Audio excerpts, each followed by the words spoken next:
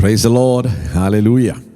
യേശുവിൽ ഏറ്റവും സ്നേഹം നിറഞ്ഞ ദൈവത്തിൻ്റെ സ്നേഹഭാചനങ്ങളെ ഒരിക്കൽ കൂടെ സനാതന സുവിശേഷത്തിലേക്ക് നിങ്ങളെ ഹൃദയപൂർവ്വം സ്വാഗതം ചെയ്യും. കഴിഞ്ഞ എപ്പിസോഡിൽ നമ്മൾ ഈയിടെ ഇറങ്ങിയ ഒരു സിനിമയെക്കുറിച്ച് നമ്മൾ പ്രതിപാദിച്ചു വരികയായിരുന്നു. എമ്പുരാൻ എന്ന് പറയുന്ന ആ ഒരു സിനിമ. നമ്മൾ ഈ സിനിമയൊക്കെ നമുക്ക് തരുന്ന ചില വ്യക്തമായ ചില അടയാളങ്ങളുണ്ട്. അപ്പോൾ അല്ലെങ്കിൽ സ്വർഗം നമുക്ക് തരുന്ന ചില മുന്നറിയിപ്പുകളൊക്കെയാണ് ഈ സിനിമകളെന്ന് പറയുന്നത്. അപ്പം നമ്മളിതിനെ വൈകാരികമായിട്ടോ അല്ലെങ്കിൽ വെറും അന്ധമായ ചില വിശ്വാസത്തെ പ്രതിയല്ല ഇതിനെയൊക്കെ നമ്മൾ കൈകാര്യം ചെയ്യും. ഇതിനെ ദൈവത്തിൻ്റെ ജ്ഞാനത്തിൽ നമ്മൾ മനസ്സിലാക്കണം. ആദ്യ പാപം മനുഷ്യൻ്റെ ബുദ്ധിയിൽ സാത്താൻ ഇരുട്ട് നിറച്ചു എന്നാണ് പറയാം. അങ്ങനെയാണ് അവർ ദൈവത്തിനും ദൈവത്തിൻ്റെ പ്രമാണങ്ങൾക്കും എതിരായി മനുഷ്യൻ പ്രവർത്തിക്കുക. അപ്പോൾ ഈ കാലഘട്ടങ്ങളിലും അതിൻ്റെ തുടക്കമാണ് നമ്മൾ മനസ്സിലാക്കണം. കാരണം നമ്മളുടെ ബുദ്ധിയിൽ നമ്മൾ പഠിച്ചിരിക്കുന്ന കാര്യങ്ങൾ, മനസ്സിലാക്കിയിരിക്കുന്ന കാര്യങ്ങൾ, ദൈവത്തെക്കുറിച്ച് പഠിച്ചു വച്ചിരിക്കുന്ന കാര്യങ്ങൾക്കെല്ലാം വിരുദ്ധമായിട്ടുള്ള കാര്യങ്ങൾ വളരെ സട്ടിലായിട്ട്, അതായത് നേരിട്ട് പറയത്തില്ല, പതുക്കെ പതുക്കെ നമ്മുടെ ഉള്ളിലേക്ക് കടത്തിക്കൊണ്ടുവരികയാണ്. അപ്പോൾ ഇവിടെയാണ് കഴിഞ്ഞ ആഴ്ച ഞാൻ പറഞ്ഞു നിർത്തിയ പോലെ ഇത് പ്രധാനമായിട്ട് 3 തലത്തിലുള്ള അറ്റാക്കാണ്, 3 മേഖലയിലുള്ള അറ്റാക്കാണ്. അപ്പോൾ ആദ്യം ഞാൻ പറഞ്ഞതുപോലെ രാജ്യത്തിനുള്ള എതിരായിട്ടുള്ള അറ്റാക്കാണ്, 2 സഭയ്ക്കെതിരായിട്ടുള്ളൊരു അറ്റാക്കാണ്, 3 കുടുംബങ്ങൾക്കെതിരായിട്ട്. ഇത് 3നെയും വളരെ കൃത്യമായിട്ട് തന്നെയാണ് പിടിക്കണം. അവസാന നാളുകളിൽ ഇതെല്ലാം സംഭവിക്കും എന്ന് വചനം നമ്മളോട് പറയുമ്പോൾ നമ്മൾ കുറേ കൂടി വിശ്വാസത്തിൽ ആഴപ്പെടാനാണ് ഈ സിനിമകൾ ഒരു വിശ്വാസിയെ പ്രേരിപ്പിക്കേണ്ടത്, അല്ലെങ്കിൽ വിശ്വാസിയുടെ ജീവിതത്തിൽ സംഭവിക്കുന്നതാണ്. അതേസമയം ഈ തേങ്ങാലയുടെ നടുക്കിരിക്കുന്ന തേങ്ങ പോലെ അങ്ങോട്ട് വീഴണോ ഇങ്ങോട്ട് വീഴണോ എന്നൊക്കെ പറഞ്ഞിരിക്കുന്ന ആൾക്കാർ, അവരെ സംബന്ധിച്ച് ഇതെല്ലാം ഇത് നമുക്ക് നാശത്തിലേക്ക് പോകാം, വിശ്വാസം നഷ്ടപ്പെടാനുള്ള ഒരു സാഹചര്യമാണ്. ഇതാണ് സാത്താൻ അതുകൊണ്ട് ഉദ്ദേശിക്കുന്നത്. ദൈവം ഇതെല്ലാം അനുവദിക്കുന്നു. നമ്മൾ വിചാരിക്കും, നമ്മളിപ്പോൾ ഇന്ന് സ്വാഭാവികമായിട്ട് ചോദിക്കുന്നൊരു ചോദ്യം, ഇങ്ങനെയൊക്കെ ഇറങ്ങുമ്പോൾ ദൈവം തമ്പുരാൻ എന്തെടുക്കുകയാണ് എന്നൊരു ചോദ്യം ചിലപ്പോൾ നമുക്കല്ലേ. ഇങ്ങനെയുള്ള ആൾക്കാരെയൊക്കെ ഇങ്ങനെയൊക്കെ ദൈവത്തിനെ വെല്ലുവിളിച്ച്, ദൈവിക സത്യങ്ങളെ വെല്ലുവിളിച്ച്, കുരിശിനെ അവഹേളിച്ചിട്ടൊക്കെ ഇങ്ങനെയൊക്കെ വരുമ്പോൾ സ്വാഭാവികമായിട്ട് ആൾക്കാർ ചോദിക്കുക, നിങ്ങളുടെ ദൈവം എവിടെ, ക്രിസ്ത്യാനി എവിടെ എന്നൊക്കെ ചോദിക്കുമ്പോൾ ഇവിടെയാണ് നമ്മൾ ജ്ഞാനം വേണമെന്ന് പറയുന്നത്. അപ്പം അതുകൊണ്ട് 2000 വർഷം മുമ്പ് ഇതേ ചോദ്യം ചോദിച്ചതാണ് യേശു ക്രിസ്തു ഭൂമിയിൽ വന്ന്. ഇതേപോലെ ഇതിനേക്കാൾ ഘോരമായ അവഹേളനങ്ങൾ, നിന്ദനങ്ങൾ, പരിഹാസങ്ങളിലൂടെ കടന്നു പോകുമ്പോഴും ആൾക്കാർ ചോദിച്ചാണ്, ഇവൻ ദൈവമാണോ, ദൈവം എവിടെ? ഇതാവ് നിലവിളിക്കുകയാണ്, എൻ്റെ ദൈവമേ, എൻ്റെ ദൈവമേ, നീ എന്തുകൊണ്ട് എന്നെ ഉപേക്ഷിച്ചു എന്നൊരു നിലവിളി വരുമ്പോൾ ആൾക്കാർ ദൈവം വിളിയൊന്നും കേൾക്കുന്നില്ല. ഇന്നും ആ വചനങ്ങളൊക്കെ കോട്ട് ചെയ്തുകൊണ്ട് ഇന്ന് പല മുസ്ലിം പണ്ഡിതന്മാരൊക്കെ നമുക്കെതിരായിട്ട് ബൈബിളിനെതിരായിട്ട്, അതാണ് യേശു ദൈവമായിരുന്നെങ്കിൽ എന്തുകൊണ്ട് ദൈവമേ, എൻ്റെ ദൈവം എന്ന് വെച്ചാൽ ദൈവം പോലും അവനെ കൈവിട്ടു. അപ്പോൾ അവിടെ ദൈവം എന്ന് പറഞ്ഞ ആളൊന്നുമില്ല, യേശു ദൈവമായിരുന്നൊന്നുമില്ല എന്നൊക്കെ ദുർവ്യാഖ്യാനിച്ചുകൊണ്ടിരുന്നതാണ്. അപ്പോൾ ഇതൊക്കെ നമ്മൾ മനസ്സിലാക്കേണ്ടത്, ഇതൊക്കെ ദൈവവചനത്തിൻ്റെ പൂർത്തീകരണമാണ്. 22-ാം സങ്കീർത്തനം ആരംഭിക്കുന്നത് എങ്ങനെയാണ്? എൻ്റെ ദൈവമേ, എൻ്റെ ദൈവമേ, എന്തുകൊണ്ട് നീ എന്നെ ഉപേക്ഷിച്ചു.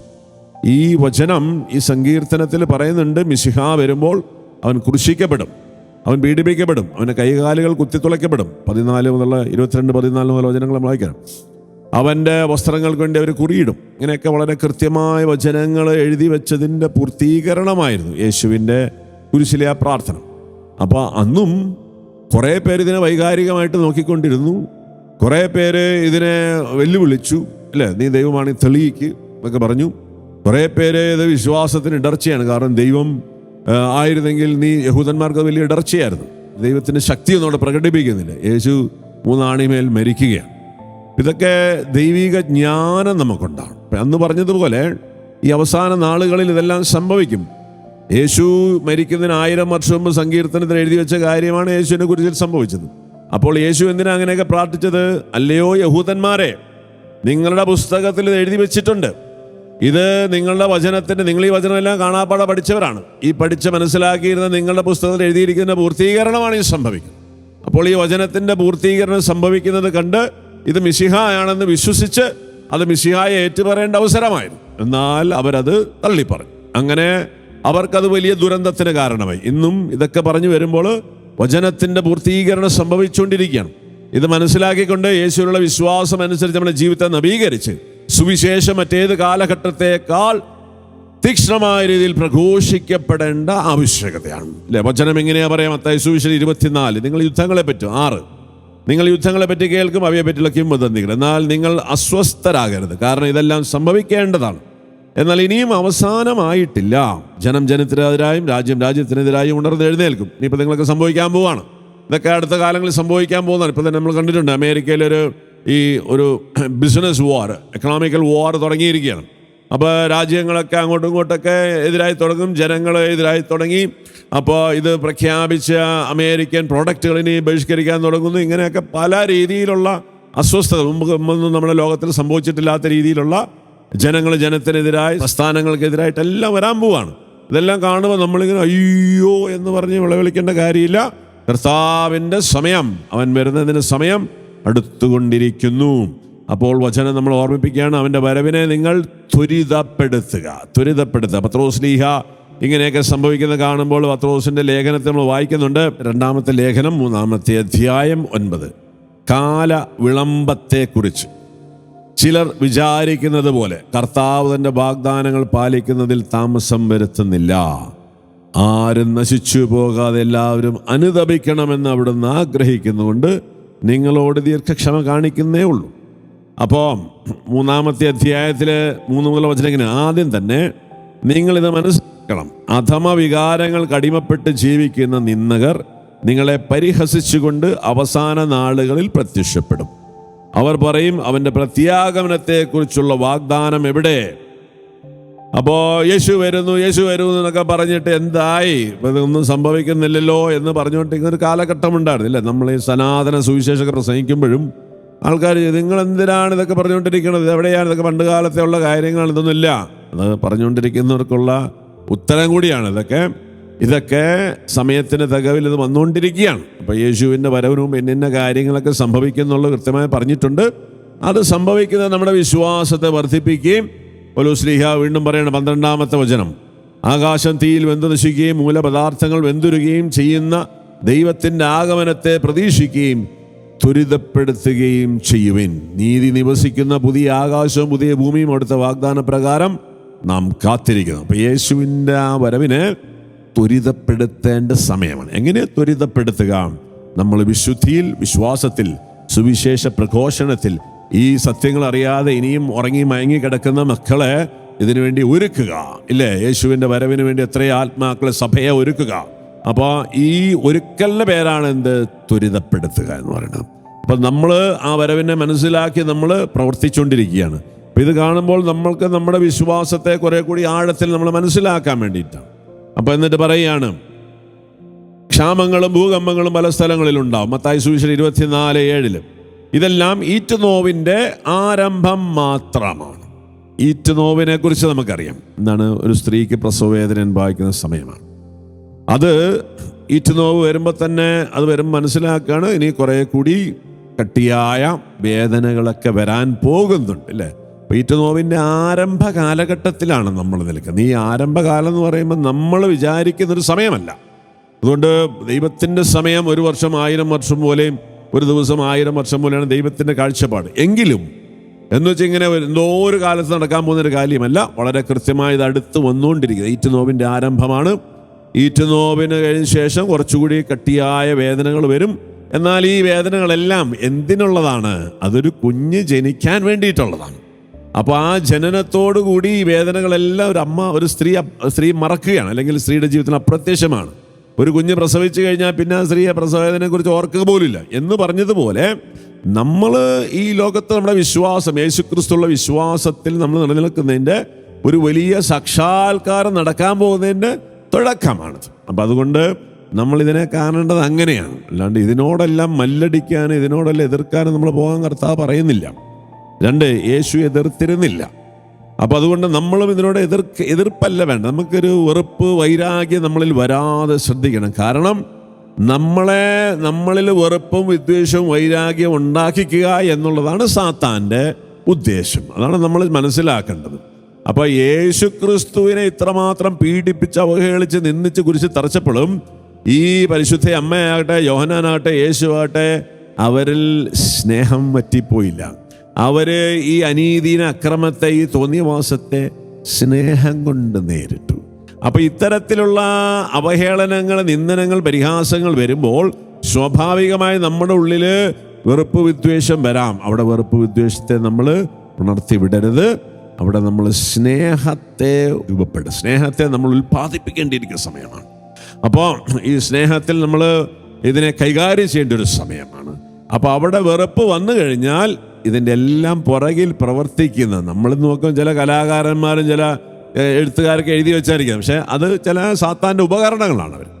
അപ്പം ഇതിൻ്റെ പുറകിലുള്ള ശക്തി അത് തിന്മയാണ്. ഈ ശക്തിനെ മനസ്സിലാക്കി അവൻ ഇതെല്ലാം ചെയ്യിപ്പിക്കുന്നത് നമ്മളിൽ വെറുപ്പും വിദ്വേഷം കൊണ്ടുവന്ന് കഴിഞ്ഞാൽ അവൻ വിജയിച്ചു. അപ്പോൾ യേശു വെറുപ്പും വിദ്വേഷവും പകയുമായിട്ട് അവിടെ എല്ലാത്തിനെയും ആക്രോശിച്ച് ശപിക്കുകയും നശിപ്പിക്കുകയും ചെയ്തിരുന്നെങ്കിൽ സാത്താൻ വിജയിച്ചു. പക്ഷേ യേശു ഇത്ര ഘോരമായ പീഡനങ്ങൾ, അവഹേളനങ്ങൾ സ്നേഹത്തിലാണ് നേരിട്ടത്. അതുകൊണ്ട് സഭ ഇന്ന് നമ്മളെ വിശ്വാസികൾ ഇതിനെ നേരിടേണ്ടത് സ്നേഹത്തിലും ജ്ഞാനത്തിലും പ്രാർത്ഥനയിലുമായിരിക്കണം. അങ്ങനെയാണ് സാത്താൻ കീഴപ്പെടുകയുള്ളൂ. അപ്പോൾ അത് വരുമ്പോൾ നമ്മൾ പേടിക്കേണ്ട കാര്യമില്ല. വീണ്ടും വചനം ഓർമ്മിപ്പിക്കുകയാണ്. മത്തായി സുവിശേഷം 24:10. അനേകർ വിശ്വാസം ഉപേക്ഷിക്കുകയും പരസ്പരം ഒറ്റിക്കൊടുക്കുകയും ദ്വേഷിക്കുകയും ചെയ്യും. നിരവധി വ്യാജ പ്രവാചകന്മാർ പ്രത്യക്ഷപ്പെട്ട് അനേകരെ വഴിതെറ്റിക്കും. അധർമ്മം വർദ്ധിക്കുന്നതിനാൽ പലരുടെയും സ്നേഹം തണുത്തു പോകും. അല്ലേ? അപ്പം ഇത്തരത്തിലുള്ള അധർമ്മങ്ങൾ വർദ്ധിക്കുമ്പോൾ നമുക്ക് സ്വാഭാവികമായിട്ട് ഇതിനോടൊക്കെ എതിർക്കാനും ഇതിനെയെല്ലാം പ്രതികരിക്കാനൊക്കെ ഉള്ള ഒരു പ്രവണത ഉണ്ടാവും. കാരണം വെറുപ്പ് വിദ്വേഷം അങ്ങനെ വരരുത്, സ്നേഹം തണുത്തു പോകരുത്. ഓക്കെ, വളരെ ശ്രദ്ധിക്കേണ്ട ഒരു സമയമാണ്. ഇതിനെ നമ്മൾ വൈകാരികമായിട്ടല്ല ഇതിനെ നേരിടേണ്ടത്, ഇതിനെ ആത്മീയമായിട്ട് നേരിടണം. യേശു നമുക്ക് വളരെ കൃത്യമായ മാതൃക കാണിച്ചു തന്നിട്ടുണ്ട്. ശിഷ്യന്മാർ, ആദിമ ക്രൈസ്തവ സമൂഹം മാതൃക കാണിച്ചു തന്നിട്ടുണ്ട്. അവരെയൊക്കെ അഗ്നികുണ്ഡത്തിൽ വെച്ച്, അവരെയൊക്കെ വൈകുന്നേരങ്ങളിൽ തെരുവീഥികളിൽ തീപ്പന്തങ്ങളായി നിന്ന ക്രിസ്ത്യാനികൾ ഉണ്ടായിട്ടുണ്ട്. റോമാ സാമ്രാജ്യം ആദ്യ നൂറ്റാണ്ടിലൊക്കെ ക്രിസ്ത്യാനിനെ പീഡിപ്പിടിക്കുന്ന സമയത്തൊക്കെ ഇങ്ങനെ തീപ്പന്തങ്ങളായി വൈകിട്ട് വെളിച്ചം കിട്ടാൻ വേണ്ടി ക്രിസ്ത്യാനികളെ കത്തിക്കുമായിരുന്നു. അപ്പോഴും അവർ ദൈവത്തെ സ്തുതിച്ച് പ്രാർത്ഥിച്ചിരുന്നൊരു സഭയുണ്ടായിരുന്നു. അപ്പോൾ ഈ സഭയാണ് നമ്മളുടെ അടിസ്ഥാനം. അതുകൊണ്ട് ഇതൊക്കെ നമ്മൾ മനസ്സിലാക്കണം. അപ്പോൾ ഈ സ്നേഹം തണുത്തു പോകരുത്, ശ്രദ്ധിക്കണം. ഇത് നമ്മളെ ഈ മേഖലയിൽ മാത്രമല്ല, നമ്മുടെ ചുറ്റുപാടുമുള്ള എല്ലാ സംവിധാനങ്ങളിലും ഇത്തരത്തിലുള്ള അധർമ്മവും തോന്നിവാസവും വെറുപ്പും അസൂയയും ഇങ്ങനെ പാരവെപ്പൊക്കെ ഉണ്ടാകുന്നുണ്ട്. ഇതൊക്കെ നമ്മുടെ ഇടയിൽ ഉണ്ടാവും. ഇതുണ്ടാകുമ്പോൾ നമ്മൾ ഒരിക്കലും നമ്മൾ മറന്നു പോകരുത്. അവിടെ വെറുപ്പ്, വിദ്വേഷം, വൈരാഗ്യം അത് വന്നു പോകരുത്. അതിനെല്ലാം സ്നേഹത്തെ വിജയിപ്പിക്കണം. യേശു പഠിപ്പിച്ചെന്ന മാർഗം. അങ്ങനെയാണ് നമ്മൾ ക്രിസ്തുവിന് സാക്ഷികളാകാനുള്ള വലിയ അവസരം. ഇതെല്ലാം ലോകം കാണും. അന്ന് ഈ തീപ്പന്തങ്ങളായിട്ട് ക്രിസ്ത്യാനികളെ കത്തിക്കുമ്പോഴും ഇത് കണ്ട് അനേകം മനുഷ്യർ അവരുടെ വിശ്വാസം കണ്ട് അവർ ഈ വേദനയുടെ സഹനങ്ങളിലും പ്രതികരിക്കാതെ ദൈവത്തെ സ്തുതിച്ച് പ്രാർത്ഥിക്കുന്നുണ്ട്. ആയിരക്കണക്കിന് പേരാണ് ക്രിസ്തുവിൽ വിശ്വസിച്ചത്. അപ്പം ഇന്ന് മറ്റേത് കാലഘട്ടത്തെക്കാളും നമ്മുടെ പ്രഘോഷത്തെക്കാളൊക്കെ നമ്മുടെ ഇത്തരത്തിലുള്ള പ്രവൃത്തികൾ കണ്ടിട്ടാണ് ആൾക്കാർ കർത്താവ് ഇവരെ വീണ്ടെടുക്കും. കർത്താവ് അനേക ആത്മാക്കളെ വീണ്ടെടുക്കും. നമ്മളുടെ പ്രതികരണം വളരെ പ്രധാനപ്പെട്ടതാണ്. ഇന്ന് നമ്മൾ ഇതിങ്ങനെ വളരെ വൈകാരികമായിട്ട് കാണാൻ പാടില്ല, പാപമാണ്, നരകത്തിൽ പോകുന്നു. പാപം നരകമൊക്കെ ഉണ്ട്, അത് നമുക്ക് മനസ്സിലാക്കാം. അതിലേക്ക് വരുന്ന വഴിയാണ്. എന്ന് വെച്ച് പറയുമ്പോൾ ഈ ഒരൊറ്റ സിനിമ കാണാണ്ടിരുന്നാൽ മതിയോ? അല്ല, നമ്മൾ മനസ്സിലാക്കണം. ഇന്നത്തെ ഫിലിം ഇൻഡസ്ട്രി, അതിൻ്റെ അകത്തെ ടോപ്പ് ഓൾ സ്റ്റാർസ് 95% ഏറ്റവും മുമ്പിൽ നിൽക്കുന്ന ആൾക്കാരെല്ലാം they all belong to this group. ഇവർ സാത്താൻ സേവയിൽപ്പെട്ടിരിക്കുന്ന ആൾക്കാരാണ്. നമ്മുടെ മുമ്പിൽ വളരെ മനോഹരമായിട്ട് ചിരിച്ചു കളിച്ച് നടക്കുന്ന ആൾക്കാരാണ്. ഇവരെല്ലാം വചനം പറയുന്നത് പോലെ ആട്ടും തോലണിഞ്ഞ ചെന്നായ്ക്കളെ പോലെ അവർ നമ്മുടെ ഇടയിലേക്ക് വരും. അപ്പം നമ്മുടെ മുമ്പിൽ വലിയ സ്റ്റാർസ് ഒക്കെയാണ്, പക്ഷേ all belongs to this group and they work against the gospel. They work against the church. They work against Jesus. ഈ 3 കാര്യങ്ങൾക്കാണ് അവർ ഇതായിട്ട് പ്രവർത്തിക്കുന്നത്. അപ്പോൾ നമ്മൾ മനസ്സിലാക്കേണ്ട ഒരു കാര്യമാണ്, ഇത് ആദ്യത്തെ സിനിമയൊന്നുമല്ല. ഇതിനു മുമ്പ് എന്തെല്ലാം സ്വവർഗഭോഗത്തിൻ്റെ സിനിമകൾ ഇറങ്ങിയിട്ടുണ്ട്. മാതൃത്വത്തെ വികലമാക്കുന്ന സിനിമകൾ വന്നിട്ടുണ്ട്. നമ്മൾ കല്യാണം കഴിക്കേണ്ട ആവശ്യമില്ല. അതായത് ലിവിങ് ടുഗദറിൻ്റെ സിനിമകൾ വന്നിട്ടുണ്ട്. അബോർഷൻ്റെ സിനിമകൾ വന്നിട്ടുണ്ട്. വിവാഹം കഴിച്ച് കുഞ്ഞുങ്ങൾ വേണ്ട എന്ന് പറഞ്ഞിരിക്കുന്ന ഒരു സിനിമ. ഇതൊക്കെ ഈ ആൻറ്റി ഗോസ്പൽ തീംസ് ആണ്. അപ്പം ഇതെല്ലാം നമ്മൾ കണ്ടിട്ട് അവസാനം ഇങ്ങനെ കുരിശിനെ തല്ലി താഴിടുമ്പോഴത്തേക്ക് അയ്യോ എന്ന് പറഞ്ഞിട്ട് അങ്ങനത്തെ വിവരമില്ലാത്തവരാകരുത്. അതായത് ഇൻഡസ്ട്രി വളരെ ഭംഗിയായിട്ട്, വളരെ സെറ്റിലായിട്ട് ഈ ക്രിസ്തുവിനെതിരായിട്ട്, സഭയ്ക്കെതിരായി, വിശ്വാസത്തിനെതിരായിട്ട് വളരെ ഭംഗിയായിട്ട് പ്രവർത്തിച്ചുകൊണ്ടിരിപ്പുണ്ട്. അതിനെക്കുറിച്ചാണ് 2 തെസ്സലോനിക്ക നമ്മൾ വചനം പൗലോസ് ശ്ലീഹ നമ്മളെ വായിക്കുന്നുണ്ട്. 2 തെസ്സലോനിക്ക 2 പറയുന്നുണ്ട്, ആരും നിങ്ങളെ ഒരു വിധത്തിലും വഞ്ചിക്കാതിരിക്കട്ടെ. എന്നാൽ ആ ദിവസത്തിന് മുൻപ് വിശ്വാസത്യാഗമുണ്ടാവുകയും നാശത്തിൻ്റെ സന്താനമായ അരാജകത്വത്തിൻ്റെ മനുഷ്യൻ പ്രത്യക്ഷപ്പെടുകയും ചെയ്യേണ്ടിയിരിക്കുന്നു. ദൈവമെന്ന് വിളിക്കപ്പെടുന്നതോ ആരാധനാ വിഷയമായിരിക്കുന്നതോ ആയ എല്ലാറ്റിനെയും അവൻ എതിർക്കുകയും അവയ്ക്കുപരി തന്നെ പ്രതിഷ്ഠിക്കുകയും ചെയ്യും. ഓക്കെ, ഇത് വളരെ പ്രധാനപ്പെട്ട ഒരു വചനമാണ്. അപ്പോൾ ആ സമയം ആരാണ്? ആ Antichrist is going to come. എതിർ ക്രിസ്തുവാണ് കേട്ടോ, അല്ലാണ്ട് അന്തി ക്രിസ്തു അല്ല, എതിർ ക്രിസ്തുവാണ്. ആൻറ്റി ക്രൈസ്റ്റ് ആണ് ശരിക്കുള്ള വേർഡ്.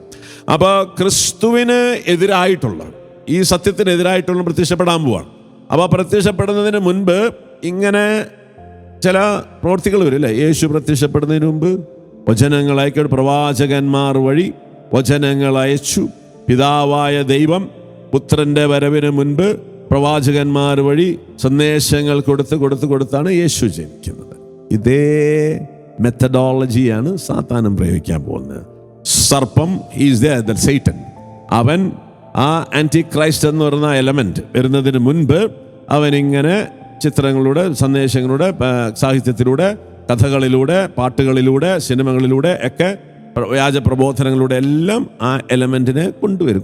അങ്ങനെ കൊണ്ടുവന്ന് അവൻ പ്രത്യക്ഷപ്പെടുകയാണ്. യേശു എങ്ങനെ ഭൂമിയിൽ പ്രത്യക്ഷപ്പെട്ടു അതുപോലെ തന്നെയാണ് ആൻറ്റി ക്രൈസ്റ്റ്. അപ്പോൾ ആ വരുന്നതിന് മുൻപുള്ള ഒരുക്കങ്ങളാണ് ഇതെല്ലാം. ഇതാണ് നമ്മൾ മനസ്സിലാക്കേണ്ടത്. അപ്പോൾ ഇത് വരുമ്പോൾ ഇതിങ്ങനെ വരുമെന്ന് വചനം കൃത്യമായിട്ട് എഴുതി വെച്ചിട്ടുണ്ട്. അപ്പോൾ അതുകൊണ്ട് നമ്മളത് മനസ്സിലാക്കുകയാണ്. അപ്പോൾ ഇവിടെ 2 കാര്യങ്ങളുണ്ട്. എന്തുകൊണ്ടാണ് ഞാൻ നേരത്തെ പറഞ്ഞു, എന്തുകൊണ്ടാണ് നേരത്തെ it is against government. Why they move against India government, and government has to be very careful about it. കാരണം നമ്മുടെ രാജ്യത്തിൽ ഈ പറഞ്ഞതുപോലെ ക്രിസ്ത്യാനിക്കെതിരായിട്ടുള്ള പല പീഡനങ്ങളും പല കാര്യങ്ങളും നടക്കുന്നുണ്ട്, നമ്മുടെ നാട്ടിൽ നടക്കുന്നുണ്ട്. എന്നിരുന്നാൽ പോലും നമ്മളൊരു കാര്യം മറക്കരുത്, ഈ ഗവൺമെന്റിന്റെ ഒരു പ്രത്യേകത, they still believe in God. വളരെ പ്രധാനപ്പെട്ട ഒരു കാര്യമാണ്. ഇന്ന് ഇന്ത്യയിൽ ഈ സുവിശേഷത്തിന് ദൈവത്തിന് നിരക്കാത്ത പല സംഗതികളും ഇന്ത്യയിൽ പ്രാബല്യത്തിൽ വരാത്തത് ഈ ഗവൺമെൻറ് ഉള്ളത് കൊണ്ടാണ്. നമ്മൾ മനസ്സിലാക്കേണ്ട ഒരു കാര്യമാണ്. വേറെ ഏത് ഗവൺമെൻറ് ആണെങ്കിലും സ്വവർഗഭോഗം ഇന്ത്യയിൽ ലീഗലൈസ് ചെയ്താനെ, അബോർഷൻ ലീഗലൈസ് വന്നാനെ, അതുപോലെ ഇങ്ങനത്തെ എല്ലാ സാത്താൻ സേവകൾ ഇതെല്ലാം ലീഗലൈസ് ചെയ്ത് വരാനൊരു വളരെ ഇപ്പം അമേരിക്കയിൽ നമ്മൾ മനസ്സിലാക്കുന്നത് ക്രിസ്ത്യൻ കൺട്രി ആയിരുന്നു. അവിടെ സ്വവർഗഭോഗം ലീഗലൈസ് ചെയ്തു, അബോർഷൻ ലീഗലൈസ് ചെയ്തു, സാത്താൻ സേവ ലീഗലൈസ് ചെയ്തു. ഇതെല്ലാം ഇന്ന് വന്നുകൊണ്ടിരിക്കുക. ഇവിടെ എന്തുകൊണ്ട്? അതുകൊണ്ടാണ് നമ്മൾ മനസ്സിലാക്കേണ്ടത്, ഇവിടുത്തെ ഒരു government they still believe in God. ഏത് ദൈവമാണെന്നുള്ളത് രണ്ടാമത്തെ ഒരു ചോദ്യമാണ്. അപ്പം ഈ ഗവൺമെൻറ്റിനെയൊക്കെ അറ്റാക്ക് ചെയ്യേണ്ട വളരെ ആവശ്യമാണ്. കാരണം വചനം പറയുന്നത് പോലെ ആ ദിവസത്തിന് മുമ്പ് വിശ്വാസത്യാഗമുണ്ടാവും, നാശത്തിന് സന്താനം അരാജകത്തിന് മനുഷ്യൻ പ്രത്യക്ഷപ്പെടുകയും ചെയ്തു. 4 2 തെസ്സലോനിക്കർ 2:4 ദൈവമെന്ന് വിളിക്കപ്പെടുന്നതോ ആരാധന വിഷയമായിരിക്കുന്ന എല്ലാറ്റിനെയും അവൻ എതിർക്കുകയും അവയ്ക്കുപരി തന്നെ പ്രതിഷ്ഠിക്കുകയും ചെയ്യും. അതുവഴി താൻ ദൈവമാണെന്ന് പ്രഖ്യാപിച്ചുകൊണ്ട് അവൻ ദൈവത്തിൻ്റെ ആലയത്തിൽ സ്ഥാനം പിടിക്കും. അപ്പം ദൈവം എന്ന് പറയുന്ന എല്ലാ സങ്കല്പങ്ങളെയും അവൻ എതിർക്കും. അതാണ് അതിൻ്റെ പ്രത്യേകത അവസാന നാളുകളിലേക്ക് വരുമ്പോൾ. അപ്പോൾ this country we believe in God. അത് ഹിന്ദുസം ആയാലും we still believe in God. അവർക്ക് ആ സത്യദൈവത്തെ കണ്ടിട്ടില്ലെന്ന് മാത്രം, പക്ഷേ ദൈവത്തിൽ അവർ വിശ്വസിക്കുന്നുണ്ട്. ദൈവിക നീതിബോധമുള്ളൊരു രാജ്യമാണ്. അതുകൊണ്ടാണ് ഇന്നും ഈ രാജ്യത്തിനൊരു പ്രത്യേകതയുണ്ട്, ഒരു കൃപയുണ്ട്. നമ്മുടെ തമ്പുരാൻ ഇതിനെ സംരക്ഷിക്കുകയാണ്. അപ്പം അതിൻ്റെയൊക്കെ ഈ ഗവൺമെൻറ്റിൻ്റെ ക്വാളിറ്റിയാണ്. ഇതൊക്കെ നമ്മൾ മനസ്സിലാക്കണം. വേറെ ഏത് ഗവൺമെൻറ് ആണെങ്കിലും ഈ തല്ലിപ്പൊളി നിയമങ്ങളെല്ലാം പണ്ടേ ഇവിടെ കയറിപ്പോയി പോയാൻ. അപ്പോൾ അതൊക്കെ നമ്മൾ അപ്പോൾ അതുകൊണ്ട് ഇങ്ങനെ ദൈവത്തെ ആരാധിക്കുന്ന സംവിധാനങ്ങൾക്കൊക്കെ അറ്റാക്ക് വരും. അപ്പോൾ അതുകൊണ്ടാണ് ഈ രാജ്യത്തിന് ഒരു അറ്റാക്ക് വരുന്നത്. അതുകൊണ്ട് നമ്മൾ ഈ രാജ്യത്തിന് വേണ്ടി പ്രാർത്ഥിക്കണമെന്ന് പറയുന്നത്. കാരണം ഇതെല്ലാം അവസാന കാലഘട്ടങ്ങളിൽ നിലനിൽക്കേണ്ട ആവശ്യങ്ങളാണ്. അപ്പോൾ ഇതിനെ നമ്മൾ വേറെ രീതിയിൽ കാണരുത്. അപ്പോൾ നിങ്ങൾ എന്താണ് മറ്റു ദൈവങ്ങളെല്ലാം വിശ്വസിക്കില്ല, മറ്റു ദൈവങ്ങൾ വിശ്വസിക്കുന്നില്ല. പക്ഷെ they are ignorant about it. 150 crores of Indians, they don't know the true God. അത് നമ്മുടെ ഉത്തരവാദിത്വമാണ്. നമ്മളതിൽ പരാജയപ്പെട്ട് നമ്മുടെ ജീവിതം നമ്മുടെ പ്രഘോഷണം വഴി സത്യദൈവത്തെ കാണിച്ചു കൊടുക്കേണ്ടവരായിരുന്നു. പക്ഷെ ഇനിയും സമയമുണ്ട്, സമയം കഴിഞ്ഞിട്ട്. അതുകൊണ്ടാണ് നമ്മൾ പ്രാർത്ഥിക്കണം, ഈ വഴി തുറക്കണം. ഈ ലോകത്തിന്റെ ദേവൻ അന്ധമാക്കിയിരിക്കുന്ന, അവരുടെ മനസ്സുകളെ അന്ധമാക്കിയിരിക്കുന്ന, 2 കൊരിന്ത്യർ 4:4 അന്ധമാക്കിയിരുന്ന മനസ്സുകൾ തുറക്കണം. അതുകൊണ്ട് അവർക്ക് ക്രിസ്തുവിന്റെ മുഖത്തുനിന്ന് പ്രകാശത്തിന് സുവിശേഷം ഗ്രഹിക്കാൻ അവർക്ക് സാധിക്കുന്നില്ല. But it is happening. അപ്പോൾ അറ്റ് ദ സെയിം ടൈം ദൈവത്തിൽ വിശ്വസിക്കുന്ന സംവിധാനങ്ങളെല്ലാം തകർക്കുക എന്നുള്ളതും ഇവരുടെ പുറകിലുള്ള അജണ്ടയാണ്. ഓക്കെ, അപ്പോൾ അവിടെയാണ് നമ്മൾ രാഷ്ട്രത്തിനും രാജ്യത്തിനൊക്കെ എതിരായിട്ടുള്ള ശക്തി വരുന്നത്. 2 നമ്മൾ പറയാം. എന്നിട്ട് പറയുകയാണ് എന്താണ്, ആ ദിവസത്തിനും വിശ്വാസത്യാഗം ഉണ്ടാവും. ഇവിടെയാണ് നമ്മൾ കുടുംബങ്ങൾക്ക് വേണ്ടി പ്രാർത്ഥിക്കണം. നമ്മുടെ കുടുംബങ്ങളൊക്കെ വിശ്വാസത്യാഗം. അപ്പം ഇങ്ങനത്തെ സിനിമകളൊക്കെ വരുമ്പോൾ ഇതിൻ്റെ അകത്ത് ഒരു സീനുണ്ട്. എന്താ പറയുന്നത്, ഇവരിതൊക്കെ തിരഞ്ഞെടുക്കുന്ന സ്ഥലങ്ങളാണ് നമ്മൾ മനസ്സിലാക്കേണ്ടത്. അത് ഇറാഖിലെ ഒരു കാരാഘോഷ് എന്ന് പറയുന്ന ഒരു സ്ഥലത്ത് വെച്ചിട്ട്, അവിടെ ഒരു തകർന്ന ഒരു പള്ളിയിൽ വെച്ചിട്ടാണ് ഒരു സീനൊക്കെ എടുക്കുന്നുണ്ട്. അപ്പോൾ അവിടെ ഈ അവഹേളിക്കുക, ആരാധന വിഷയമായതിനെ ഇങ്ങനെ പറയാം, ദൈവം എന്ന് വിളിക്കപ്പെടുന്നു, ആരാധന വിഷയമായിരിക്കുന്നു ആയ എല്ലാറ്റിനെയും അവൻ എതിർക്കുകയും വയ്ക്കുവരെ തന്നെ പ്രതിഷ്ഠിക്കുകയും ചെയ്യും. അതുവഴി താൻ ദൈവമാണെന്ന് പ്രഖ്യാപിച്ചുകൊണ്ട് അവൻ ദൈവത്തിൻ്റെ ആലയത്തിൽ സ്ഥാനം പിടിക്കും. അപ്പോൾ ഇത് ഭാവിയിൽ സംഭവിക്കാൻ പോകുന്ന ഈ സിനിമകളുടെ ഒരു പ്രത്യേകത നമ്മൾ മനസ്സിലാക്കണം. ഇവരുടെ എല്ലാ പ്രവൃത്തികളും ഇവരിങ്ങനെ ചടോ എന്ന് പറഞ്ഞിട്ട് കൊണ്ടുവന്ന് കാണിക്കുകയല്ല ചെയ്യാം. ദേ ഷോ ഇറ്റ് ഇൻ മൂവി. അതുകൊണ്ടാണ് മൂവി വളരെ പ്രധാനപ്പെട്ടൊരു കാര്യമാണ്. നമ്മളിതിനെ കലയെന്ന് കലയുടെ കാലമൊക്കെ കഴിഞ്ഞു. അപ്പോൾ ഇന്ന് മൂവിയിൽ സിനിമകളിൽ വരുന്ന ആശയങ്ങൾ, അതുകൊണ്ടാണ് ഞാൻ നേരത്തെ പറഞ്ഞതുപോലെ ഈ ഒരു സിനിമ കാണാണ്ടിരുന്നത് കൊണ്ടാരും നമ്മൾ സ്വർഗത്തിൽ പോകത്തൊന്നുമില്ല. കാരണം ഇതിനു മുമ്പ് വന്ന പല സിനിമകളിലും നമ്മൾ ഈ വലിയ വലിയ നേതാക്കന്മാർ, ഈ വലിയ സ്റ്റാർസ്, ഇവരെല്ലാവരും നമ്മൾ ശ്രദ്ധിക്കണം. എവ്രിബഡി ആടിന് തോലണിഞ്ഞ ചെന്നായ്ക്കളാണ് ഇവർ. അതുകൊണ്ട് നമ്മൾ ശ്രദ്ധിക്കും. ഇവരെല്ലാ സിനിമകളും നമ്മൾ മാറ്റി വെക്കണം. അല്ലാണ്ട് ഒരു സിനിമ മാത്രം കാണാണ്ടിരുന്നതിൻ്റെ കാര്യം. അപ്പോൾ നമ്മൾ വിചാരിക്കും ഇവർ പാപങ്ങൾ, ഇവരൊന്നും അറിഞ്ഞില്ല. ഇവരൊന്നും അറിയാത്തല്ല, അറിഞ്ഞുകൊണ്ട് ചെയ്യുന്നതാണ്. കാരണം എന്താണ്, പ്രശസ്തി, സമ്പത്ത്, സ്ഥാനമാനങ്ങൾ, അധികാരം സാത്താൻ കൊടുക്കുന്നതാണ്. The whole world belongs to this. ഇത് കിട്ടുന്ന എവിടെയും എല്ലാവരും അവനെ ആരാധിക്കുന്ന ഒരു സമയത്തിക്കൊണ്ടിരിക്കുകയാണ്. അപ്പോൾ ഈ ഒരു സ്റ്റാർഡം, ഈ ഒരു കിങ്ഡം ഇതിനടിമപ്പെട്ടതാണ്. അത് ഹോളിവുഡ് തൊട്ട് ബോളിവുഡ് തൊട്ട് മോളിവുഡ് തൊട്ട് ടോളിവുഡ് എല്ലാ വുഡിൻ്റെ അകത്ത് തിരിപ്പുണ്ട്. അപ്പോൾ അതിനകത്ത് എല്ലാവരും എന്നല്ല പറയണത്, അതിൻ്റെ അകത്തുള്ള മെയിൻ നിൽക്കുന്ന ആൾക്കാരെല്ലാം they all belongs to one community. അതുകൊണ്ട് നമ്മൾ ഈ ഒരു സിനിമ മാത്രം കാണാണ്ട് you have to stop watching all the movies of the stars. കാരണം വളരെ സട്ടിലായിട്ട് ഈ ആൻറ്റി ഗോസ്പൽ എലമെന്റ്സ് കയറ്റിക്കൊണ്ടിരിക്കുകയാണ്. ഓക്കെ, അപ്പോൾ അവിടെയാണ് നമ്മൾ ശ്രദ്ധിക്കുക. അല്ലാണ്ട് നമ്മൾ ഇതിനെ ഇങ്ങനെ അയ്യോ എന്ന് പറഞ്ഞു വന്നിട്ട് കാര്യം ഇത് വരും. അപ്പം ഇവര് എന്ത് ചെയ്യുന്ന വെച്ചാൽ ഈ പറയണത് പോലെ വചനം കൃത്യം ദൈവമെന്ന് വിളിക്കപ്പെടുന്നതോ ആരാധന വിഷയമായിരിക്കുന്നതോ ആയ എല്ലാറ്റിനെയും അവൻ എതിർക്കുകയും അവയ്ക്കുപരി തന്നെ പ്രതിഷ്ഠിക്കുകയും ചെയ്യും. അതുവഴി താൻ ദൈവമാണെന്ന് പ്രഖ്യാപിച്ചുകൊണ്ട് അവൻ ദൈവത്തിൻ്റെ ആലയത്തിൽ സ്ഥാനം പിടിക്കും. അപ്പോൾ ദൈവത്തിൻ്റെ ആലയത്തിൽ സ്ഥാനം പിടിക്കുന്നതിന് മുമ്പ് അവരിങ്ങനത്തെ ചിത്രങ്ങൾ, സിനിമകൾ, നോവലുകൾ കൊണ്ടുവന്ന് വെച്ച് നമ്മുടെ മുമ്പിൽ ഇതെല്ലാം കാണിക്കും. ഈ അമേരിക്കയിലൊരു കാർട്ടൂണുണ്ട്, അത് ഇറ്റ് ഈസ് കോൾഡ് സിംപ്സൺസ്. അവരുടെ ഈ ലോകത്ത് സംഭവിക്കാൻ പോകുന്ന എല്ലാ കാര്യങ്ങളും അവർ ഒരു വർഷം മുമ്പ് അവരുടെ കാർട്ടൂണിൽ അവർ കാണിച്ചിരിക്കും. അപ്പോൾ ഇതൊക്കെ വളരെ പ്ലാൻഡ് ആയിട്ടുള്ള കാര്യമാണ്. അപ്പം നമ്മൾ മനസ്സിലാക്കേണ്ടത് ഇത് കാണുമ്പോൾ നമ്മൾ മനസ്സിലാക്കിക്കൊള്ളുക, വചനം പൂർത്തീകരിച്ചു കൊണ്ടിരിക്കുന്നു. അവൻ വരുന്ന സമയമായി നമ്മൾ അവൻ്റെ വരവിന് ഒരുങ്ങണം. ജാഗരൂകരായിരിക്കുക. അപ്പം ഇതിനെ നമ്മൾ അടിസ്ഥാനപരമായി എതിർക്കേണ്ടതാണ്. ഒരു സിനിമേനോ ഒരു ഒരു എഴുത്തുകാരനെയോ ഒരു സംവിധായകനെയോ അല്ല നമ്മൾ കാണുന്നത്. ഇതിൻ്റെ ഈ സംവിധാനം മുഴുവൻ ഇതിൻ്റെ അകത്ത് വിട്ടിരിക്കുന്നതാണ്. ഇവർ പുറപ്പെടുവിക്കുന്ന എല്ലാ സിനിമകളും, ഒരു 90% സിനിമകളുടെ അകത്ത് ഇതുണ്ട്. അപ്പോൾ ഇതിൻ്റെ എലമെൻറ്റ്സ് ഇവർ കാണിച്ചുകൊണ്ടേയിരിക്കും. ഈ സൈറ്റൻ, ഇതിൻ്റെ സിംബോൾസ്. അപ്പം നമ്മളൊരു ഉദാഹരണം പറഞ്ഞാൽ, നമ്മൾ ഈശോയുടെ പടം കണ്ടു കഴിഞ്ഞാൽ നമുക്കറിയാം ഈശോയുടെ ഒരു പോസാണ് ഇങ്ങനെ, ഇല്ല, ഇങ്ങനെ ഈശോ കൈപിടിച്ചിരിക്കുന്ന ഒരു പോസ് ഉണ്ട്. ഞാൻ പണ്ട് ഇതിനകത്ത് പറഞ്ഞു പോയിട്ടുള്ളതാണ്. ഇതെന്താണ്? ത്രിത്വിക ദൈവത്തിൻ്റെ അടയാളം, യേശുവിൻ്റെ ദൈവത്വം, ദൈവവും മനുഷ്യനുമാവുന്ന യേശുവിൻ്റെ അടയാളം. അങ്ങനെ 2 ദൈവത്വത്തെയും മനുഷ്യത്വത്തെ കാണിക്കുന്ന 2 വിരലുകൾ, ത്രിത്വിക ദൈവത്തെ ഇതെല്ലാം കാണിക്കുന്ന ഒരു അടയാളമായിട്ട് ഇങ്ങനെ കാണിക്കുന്നത്, പറിച്ചു വെക്കുമ്പോൾ അങ്ങനെയാണ്. ഇത് തന്നെ ഇവർ കാണിക്കുമ്പോൾ എന്തായി ഇങ്ങനെയാണ്, 2 വിരൽ താഴത്തോട്ടാക്കുമ്പോൾ ഇതിന് സിമ്പിൾ മാറുകയാണ്. അതേപോലെ ദ ഇൻവിസിബിൾ ഐ, നമ്മുടെ കുടുംബങ്ങളിലെല്ലാം കയറിക്കൂടിയിരിക്കുന്ന ഒരു സീരിയലാണ് Bigg Boss. It is pure evil, pure evil. അപ്പോൾ അതിൻ്റെ അകത്ത് ആ കണ്ണ് എന്താണ്? ആ കണ്ണ് അതായത് നമ്മൾ പണ്ട് ഈ ത്രികോണത്തിൽ ഒരു കണ്ണുള്ള പണ്ട് കാലത്തുണ്ടായിരുന്നു. അത് പിതാവായ ദൈവത്തിൻ്റെ കണ്ണായിട്ട് പല പള്ളികളിലൊക്കെ നമ്മൾ കണ്ടിട്ടുണ്ടാവും. അപ്പോൾ ഈ ത്രികോണത്തിലെ കണ്ണിനെ ഇന്ന് അവരെടുത്തിട്ട് അതിനെ അവരുടെ സിമ്പിളാക്കി മാറ്റിയിരിക്കുകയാണ്. ഓൾ സീയിങ് ഐസ് എന്ന് പറയും, എല്ലാം കാണുന്ന കണ്ണ്. അത് ദൈവത്തിൻ്റെ കണ്ണാണ്. പക്ഷേ ഇവരിതിനെടുത്ത് പൂജിച്ച് ഇതിനെ സിമ്പിളൈസ് ചെയ്തിരിക്കുകയാണ്. അപ്പം നമ്മൾ മനസ്സിലാക്കേണ്ടത്, ഈ സിനിമ വരുന്നതിന് മുമ്പ് നിങ്ങളുടെ വീടുകളിൽ ഈ മറ്റേ സീരിയലിലൂടെ, ബിഗ് ബോസ് എന്ന് പറഞ്ഞ സീരിയലിലൂടെ എല്ലാ കുടുംബങ്ങളും ഇതെത്തിക്കഴിഞ്ഞു. നമ്മളതിനെക്കുറിച്ച് അവെയറാണോ? അല്ല. ഇവിടെയാണ് നമുക്ക് ജ്ഞാനം വേണമെന്ന് പറഞ്ഞത്. എന്താ പറയുക, വൈകാരികമായിട്ട് ഇതിനെ കാണരുത്. അപ്പോൾ ഈ സുവിശേഷത്തിന് വിരുദ്ധമായിട്ടുള്ള ആശയങ്ങൾ, സഭ പഠിപ്പിക്കുന്ന സത്യങ്ങൾക്കെതിരായിട്ടുള്ള ആശയങ്ങളുള്ള സിനിമകൾ, കാര്യങ്ങളെല്ലാം ഇറങ്ങിക്കൊണ്ടിരിക്കുകയാണ്. ഇത് നമ്മൾ വളരെ ശ്രദ്ധിക്കും. ഇവിടെയാണ് നമ്മൾ പ്രാർത്ഥന എന്ന് പറയുന്നത്. മുമ്പ് ഏത് കാലഘട്ടത്തെക്കാളും ഞാൻ കഴിഞ്ഞ പ്രാവശ്യം പറഞ്ഞതുപോലെ പരിശുദ്ധ അമ്മയാണ് ഇതിനുള്ള തടയിടാൻ പോകുന്നത്. അപ്പോൾ ആ മാതാവിനെ പിടിക്കണം. അവസാന കാലങ്ങളിൽ ദൈവം ഉപയോഗിക്കാൻ പോകുന്ന ഈ സാത്താൻ്റെ അതിപ്രസരണത്തെ നമുക്ക് മാനുഷികമായിട്ട് തടഞ്ഞു നിർത്താൻ പറ്റത്തില്ല.